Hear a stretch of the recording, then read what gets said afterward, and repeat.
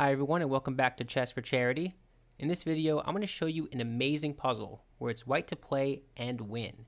Despite this pawn on g2 about to promote, there's actually a way to win this game for white. It's really cool, kind of complicated, but hopefully you can stick with it, and hopefully you learn something at the end of it. Take a minute, pause the video, feel free to check it out, see if you can find the right idea for white and how to win this. Like I said, it's complicated, but very cool. While you're considering that, let me ask you to subscribe if you have not yet already. Half of the income I earn in this channel goes directly to charity, so every like, every subscriber, it helps us out so much. Okay, let's get to the puzzle now. So we have a lot going on here. This rook is kind of our main piece.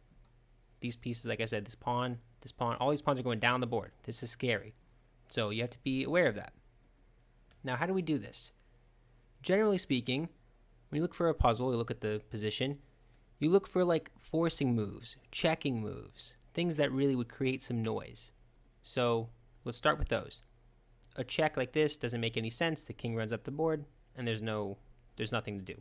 You can not stop this pawn. This move sounds great, but what are you going to do, right? Okay. And maybe you thought about this as well, saying, okay, I'll take this. Oh, this is mate, right? No, it's not. They can block, and there's nothing you can do. If you're thinking of something like this to pin and attack, I like what you're thinking, but the king they don't have to promote, right? This would be a terrible idea because they lose, but they don't have to promote. Instead, they just walk around with the king, and they're completely safe, right? They're fine. Either one of these is fine. So, what's the idea here, right? Like I said, this move is not a winning move because they can block. So instead of threatening something like direct, so instead of a check, maybe it's more, I don't know, subtle. So the move here, and I should also say, don't take the bishop for the same reason. The move here is actually like a kind of a quiet move, a subtle move. It's king c6. Now, why is this a great move? Well, if they promote, do you see what's going to happen? Hopefully you do. This would be checkmate, right? Nice. So they can't promote. Great. But of course, they don't have to promote. They have a couple ways to defend this position. Now, what would you do? You see this threat. That's kind of the key thing. How would you prevent it? Well, one way you can do it is just play a6, you might think.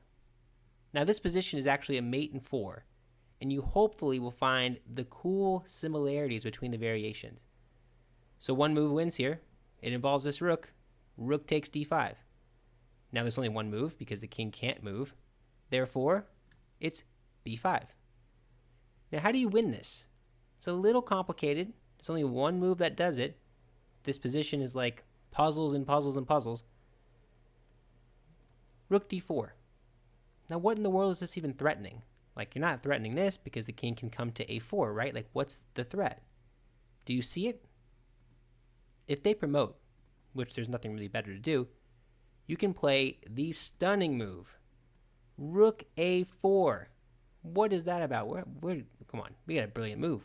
Where is that? There it is. Brilliant move, Rook a4. Then we have one move, which is to take.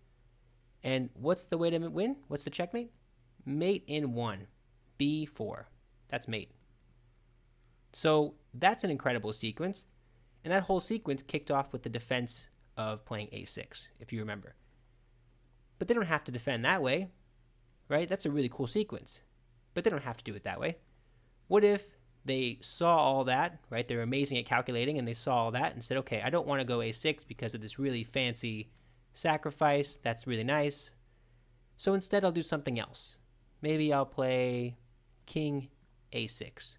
Just take a second to prevent that. Okay, sure. What do you do now? Do you take here?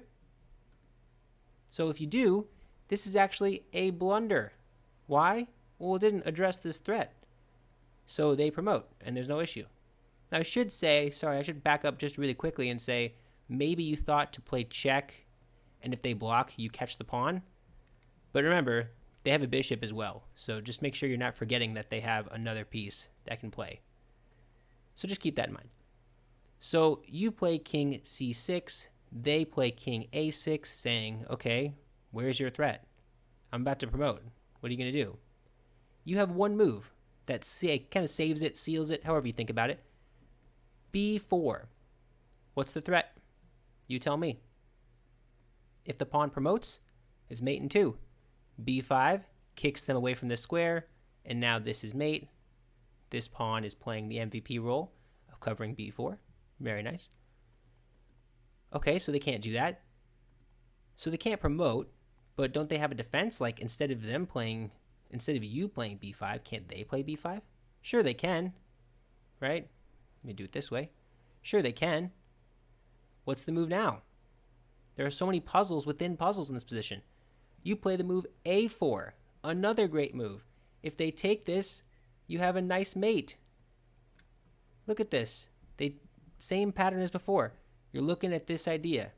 They can't do anything to prevent it. So they promote, great. You go bang. And look at this sequence. That's mate. Another very similar mate, kind of like before. So there are a lot of like hidden puzzles here. This is just one example. You play b4. What else did they do? They really don't have anything. Like they can promote here, but then, like I said, it's a pretty simple mate. So king to a6 doesn't work. Okay, what else is there? So a6 doesn't work. King to a6 doesn't work. Now, how else are you going to get between me and this square? Well, there's actually a hint in the way I said it. You can play bishop c7. This is a super, super tricky move. So if you take this bishop with your move, you lose the game. Why? Because you might think, well, if they promote, I just mate them. And that's correct. However, they don't have to promote.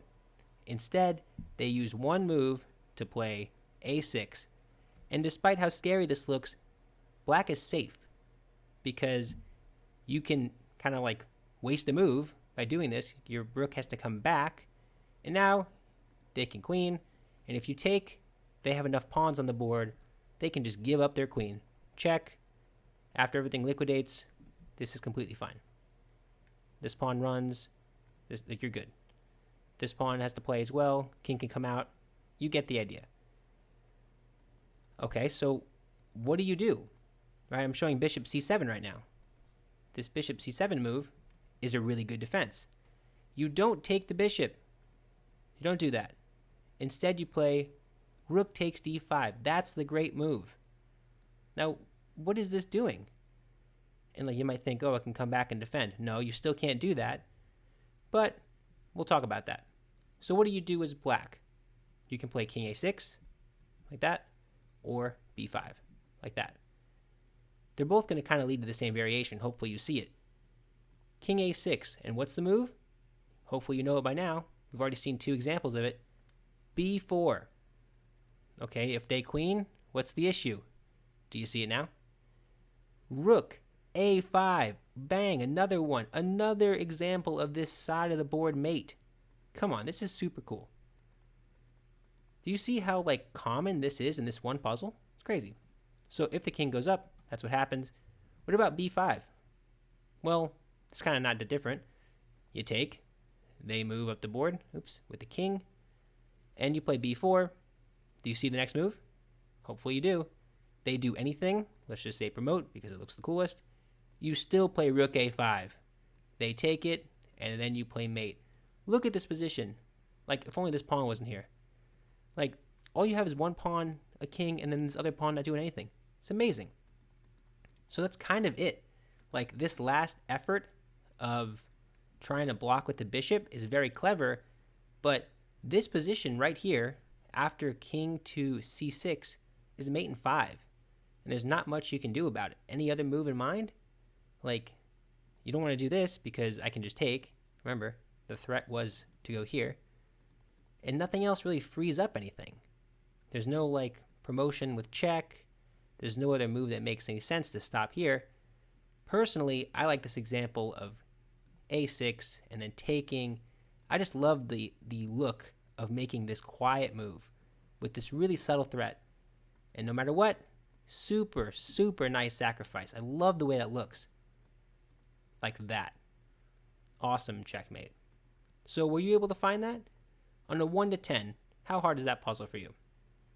I feel like a lot of people would be tempted to just play here and like get behind the pawn somehow or get next to the pawn, but this bishop is just too strong.